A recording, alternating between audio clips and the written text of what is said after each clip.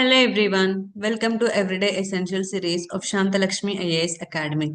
So today we will discuss the topics from 5th August 2025. First, we're going to look into about this Asian giant tortoise, second about the Sarnath, third about the MiG-21 fighter jets, and fourth about the Central Pollution Control Board, and finally African country mapping, that is Botswana. So till now we have dealt with the South Africa and Namibia. And today the third African country we are going to deal with is this Botswana. So starting with the first topic, that is the Asian giant tortoise. So why we are discussing about this? See, this tortoise is the one of the largest tortoise in the mainland Asia, and it is listed as the critically endangered.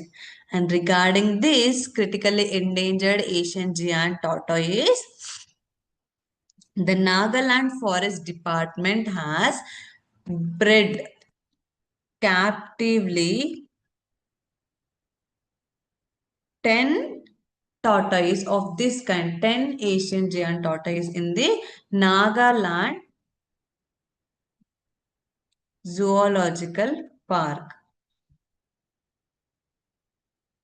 due to its extinction, due to the threat of becoming these tortoise extinct. And after this breeding in this Nagaland Zoological Park, so these giant tortoise are being reintroduced into the Ziliang Community Reserve in the parent district of this Nagaland state. So after captively breeding these tortoises in the zoological park, now 10 tortoises have been safely reintroduced into the Ziliang Community Reserve, that is into the open forest areas. So they will see and they will investigate and analyze the how these 10 captively bred Asian giant tortoise are going to survive in the Ziliang Community Reserve. If this project becomes successful, they will again increase more number of captive breeding of this tortoise and they will reintroduce into the forest of this Nagaland state. So this is a huge step in preservation of this critically endangered Asian giant tortoise. So this is also known as the Asian forest tortoise or the mountain tortoise. These are generally referred to as the small elephants of the forest. So why these tortoise are referred to as the small elephant of the forest? Any guess? So what does the elephants do in the forest? They help in the seed dispersal, right? Seed dispersal. So as these tortoises are also large, these tortoises also help in the seed dispersal of this forest and they will also help in the scavenging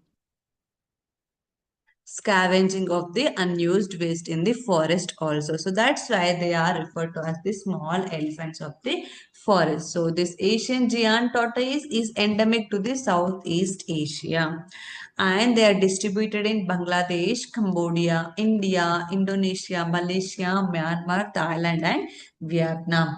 So these IUCN status is critically endangered and in the sites these are protected under Appendix 2.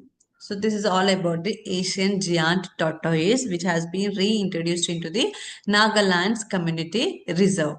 Now moving to our second topic, that is Sarnath. So why we are discussing today about this Sarnath?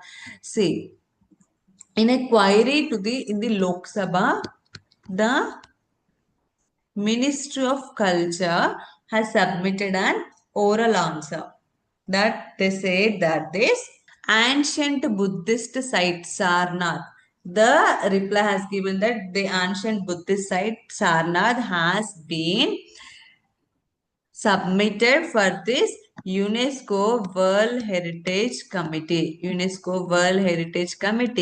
as the nominations for this 20 2025 to 2026. So India has submitted the Sarnath, that is the ancient Buddhist site Sarnath, to the UNESCO World Heritage Center or the World Heritage Committee to recognize this as the UNESCO World Heritage Site. So coming to the details of this Sarnath, say Sarnath in Sanskrit means the Saranganatha, that means the Lord of the Deer. It means it is referring to as the Bodhisattva, one of the Bodhisattva, that is the Lord of the Deer. The word Sarnath comes from the Sanskrit word Saranganatha, and it is situated 8 kilometers near to the Varanasi in the Uttar Pradesh state, and it is also situated on the banks of river Ganga where it meets Varuna river. And what is the significance of this Sarnath?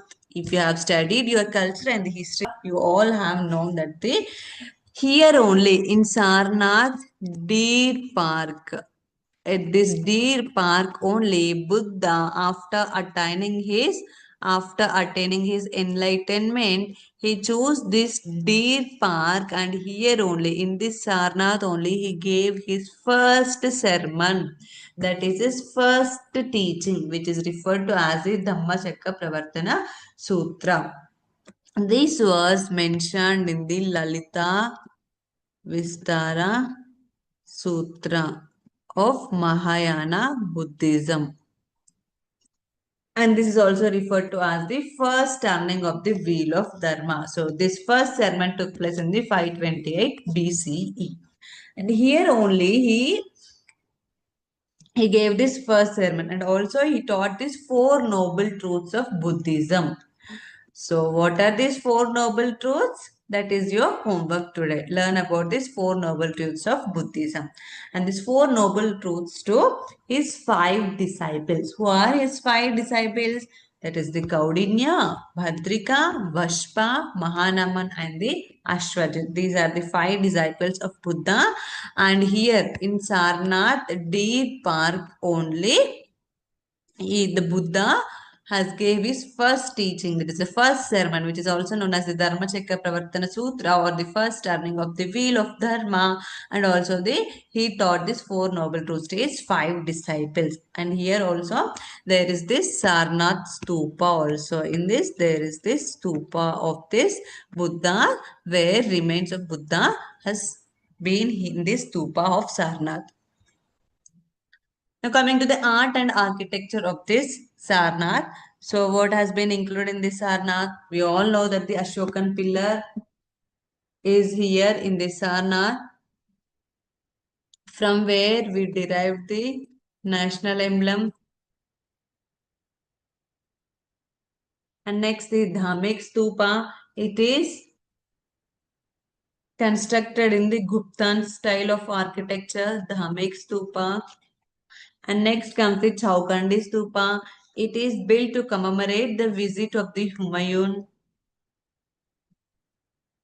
And next, also the Sarnath Museum is also present here. And coming to the significant visitors, who all the visitors visited this Sarnath means Fahen during the Chandragupta II period. And next comes the Huan San, Harshavardhana period. And during the British periods, the Alexander Cunningham, Francis Buchanan Hamilton, and Colin Mackenzie also visited this place Sarnath and conducted archaeological excavations and other investigations. So you can see here, this is the Ashokan Pilla. Next, this is the Dhamek Stupa, and this is the Chaukandi Stupa. Now coming to a third topic, that is the MiG-21. So what are these MiG-21? MiG-21 are the supersonic fighter jets. Supersonic fighter jets. So why we are discussing about this MiG-21 now? Because See, after 6 decades in service, the MiG fighter jets are going to be retired. They are going to be retired from this Indian Air Force in September this year, that is 2025. And the formal ceremony is scheduled to be held at the Chandigarh, where the jets were first introduced or inducted in the year 1963. This is 1963. So in Chandigarh only first this MiG-21 jets were introduced in Chandigarh, and now during their retirement also the formal ceremony is also going to be held in this Chandigarh only. So with this the fighter strength of the IAF will dip from 31 to 29 squadrons. 31 to 29 squadrons against the sanctioned strength of 42 squadrons. So we'll see what is this MiG-21. So after Indo-China War of 1962, these were introduced in the year 1963 by taking contract from the Soviet Union. We purchased this MiG-21 from the Soviet Union in the year 1963 and introduced into the Indian Air Force, that is in the Chandigarh base. And these were later produced under license by the Hindustan Aeronautics Limited. And these were the India's India's first supersonic fighter jets. So that they played a key role in the 1965 war, 1971 war, 1999 Kargil war, and also the recent 2019 Balakot strike. So in these strikes, during these strikes only, the MiG-21 aircraft commander wing, that is the Captain Abhinandan. Captain Abhinandan was shot down and was struck in the Pakistan in this MiG-21 aircraft only. And these were also used in the recent Operation Sindoor, which was carried against the terrorist attack of Pahalgam attack. And these Indian Air Force operated more than 850 MiG-21 fighter jets till now. 850. See the strength and the huge number of these MiG-21 fighter jets. So why we are replacing this now? Why we are going to retire this now? See, due to its limitations, it is outdated, and inefficiencies are also observed in this MiG-21. So now India is going to replace these MiG-21 with the indigenously designed fighter jets. We'll see this in the next slide. But now see, this MiG-21 is also referred to as the flying coffin. Why? Because this MiG-21 witnessed over 400 crashes. 400 crashes, over 400 crashes, by taking the lives of approximately 200 fighter pilots. So it is referred to as the flying coffin. So what comes next in this place of this MiG-21? That is the indigenously developed light combat aircraft, that is Tejas Mk1A, which is a single engine multi-role fighter jets. And next comes the MRFA project, that is India is pursuing a global tender for 114 medium multi-role fighters from the foreign vendors like the Dassault, Boeing and the Saab and others also. This is indigenously developed LCA, light combat aircraft Mk1.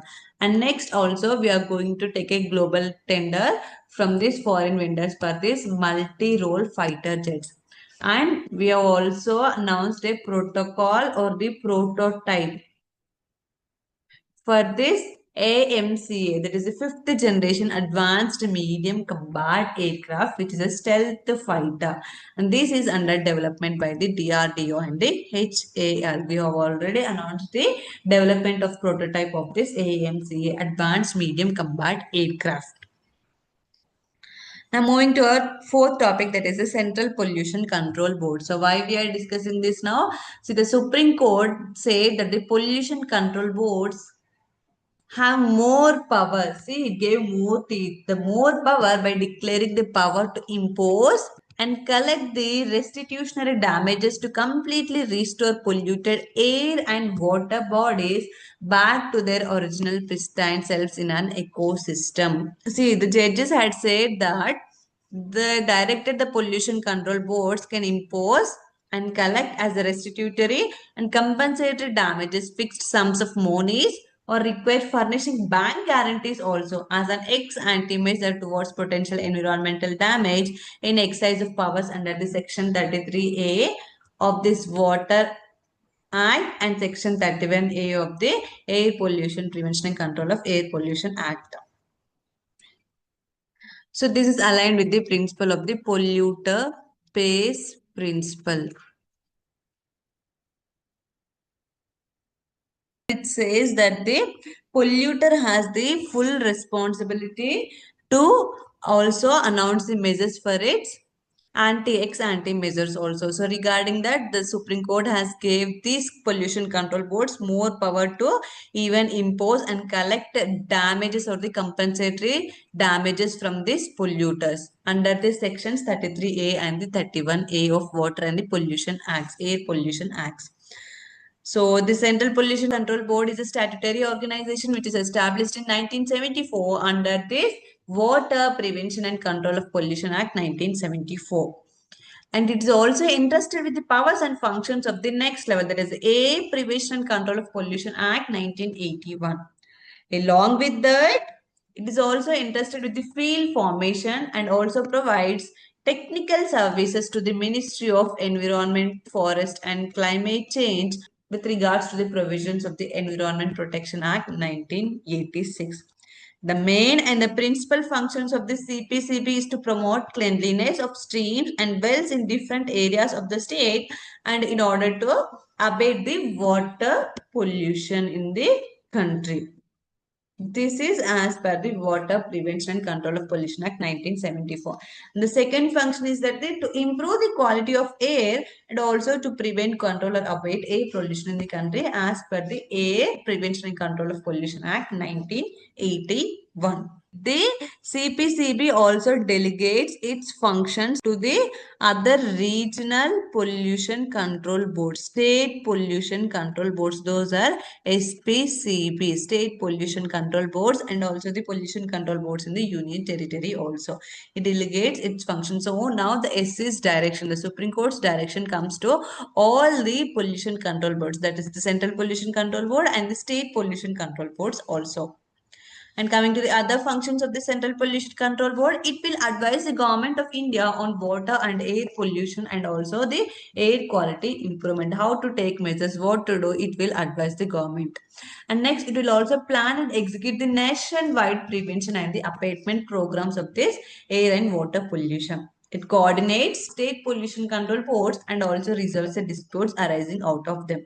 It also provides technical assistance, sponsor research and investigations to the state boards and other organizations working towards the abatement of air and the water pollution. It will also train pollution control personnel also. It also runs the mass awareness campaigns regarding the air pollution and the water pollution. It is also interested to compile and publish data, issue manuals, codes and guidelines. It is also interested to disseminate the information and data with regard to this water and the air quality pollution. And next, it also sets modified standards for water bodies and ambient air, and also it does the other functions prescribed by the central government. So these are the overall functions of the Central Pollution Control Board. And now coming to a final topic, that is the Botswana. So in our previous sessions, we saw about this South Africa and next the Namibia. Now we deal with this Botswana, which is the border country of both South Africa and the Namibia. So the Namibia, you can see here, it is a landlocked country in the Africa. It is a landlocked country. You can see it is a landlocked country and its capital is Gaborone. Its official language is English and 70% of this Botswana has this Kalahari Desert only. And in this also Tropic of Capricorn cuts through this Botswana, and here Namibia also Tropic of Cancer cuts this Namibia also. Coming to the drainage of this Botswana, so it has this Chobe River which divides the Caprivi strip of Namibia. This is the Caprivi strip. Here runs this Chobe River. And next comes the Okavango River, which drainages both the north and the central part of this Botswana. And next comes the Limpopo River on its east and the southern portion. And next comes the Molopo River, which forms the boundary with the South Africa, border with the South Africa. And next comes the Nosob River. Nosob River, which is present in this Kalahari National Park, which is also part of the Orange River. And the Botswana is also known as the land of the Swana, which means the Swana means the ethnic community of this Botswana. Botswana means land of Swana. Swana are the ethnic people living in this land. It also has one of the largest salt plants or the salt flats in the world, that is the Maghadigadi pans. Remember Maghadigadi pans in the Botswana country. And coming to the lakes of this country, we have this Lake Dow and the Lake Ngami also. But now it is dried. It will become active or restored during only the flood times. But it is dried now. And coming to the vegetation of this Botswana, it has this savanna type of grasslands. And one of interesting factor is that world's largest concentration of African elephants is also present in this Botswana, that is in the Chobe National Park of this Chobe district in Botswana. So that's all for today. Thank you.